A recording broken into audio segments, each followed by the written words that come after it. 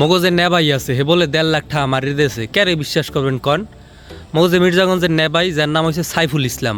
ওই যে আগস্টে যে বন্যা হইলে না, সেই বন্যায় মির্জাগঞ্জে তো বেমালা টাকা উঠছে, সেই টাকা কিন্তু হেরদারেই দেওয়া হয়েছিল।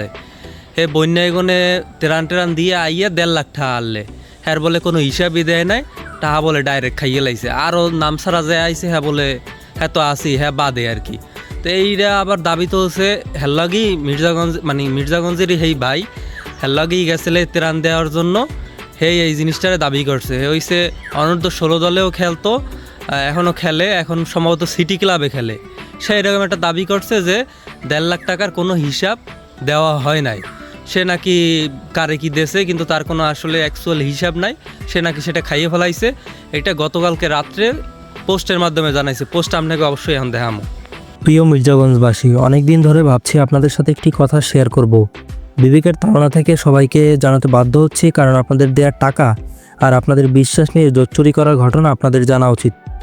আগস্টে ফেনী নোয়াখালীর বন্যায় সারা দেশের মতন মির্জাগঞ্জ থেকে অসংখ্য মানুষ নানান মাধ্যমে অর্থ দিয়েছিলেন, যার একটি বড় মাধ্যম ছিল আপনাদের জনপ্রিয় নেবাই ওরফে সাইফুল খান সিয়াম। অনেকের মতন আমিও তার সাথে ত্রাণ বিতরণে গিয়েছিলাম ফেনী নোয়াখালীতে বন্যার্ত মানুষকে সাহায্য করার জন্য। ফেনী নোয়াখালী থেকে ফেরার পরও তার কাছ থেকে 1,50,000 টাকা ছিল। সেই টাকা কি হবে আমি তাকে জিজ্ঞেস করায় সে বলেছিল পরবর্তীতে বন্যার্তদের সহযোগিতা করবে, এবং আমরাও সেই তাকে সমর্থন জানাই। কিন্তু প্রায় 6-7 মাস কেটে গেলেও সেই টাকার কোনো হিসেব নেই। পরবর্তীতে আমি একদিন সেই টাকার বিষয়ে তাকে জিজ্ঞেস করলে তিনি বলেছিলেন যে 90,000 টাকার মতন আছে, বাকিটা নাকি এদিক ওদিক খরচ করেছে। আরও অনেক দিন পরে আবার যখন সেই জনগণের আমানতের টাকার ব্যাপারে আমি তাকে জিজ্ঞেস করি, তখন তিনি আবারও জানান যে 50,000 টাকা নাকি তার কাছে আছে, বাকিটা এদিক ওদিক খরচ করেছে। উনি বলেছেন আন্দোলনের কোনো আহতের পিছনে নাকি খরচ করেছেন, অথচ আহতদের চিকিৎসার ব্যয় সরকারিভাবে এবং সাধারণ মানুষের ডোনেশনে হয়েছে, যার সাক্ষী আমি নিজে। একজন অ্যাম্বুলেন্সের খরচের কথা বলেছেন, সেটা দিয়েছিলেন প্রবাসী অ্যাসোসিয়েশন। আসল কথা হলো সেই টাকার কোনো হিসেবই নেই, টাকা তিনি নিজের মনে করে তার মতন খরচ করেছেন। আরও একটি বিষয় অবগত করতে চাই, যেটা আপনাদের জানা উচিত। আমরা যেদিন ফেনী থেকে ফেরার পথে সেদিন আবু সালে স্যারসহ অনেক মানুষ তার কাছে টাকা পাঠিয়েছিলেন, যা এই হিসেবের মধ্যেই নেই, তা ফান্ডে কখনো যোগ করা হয়নি। এগুলো তো আমাদের জানা, অজানা উৎস তো অজানাই।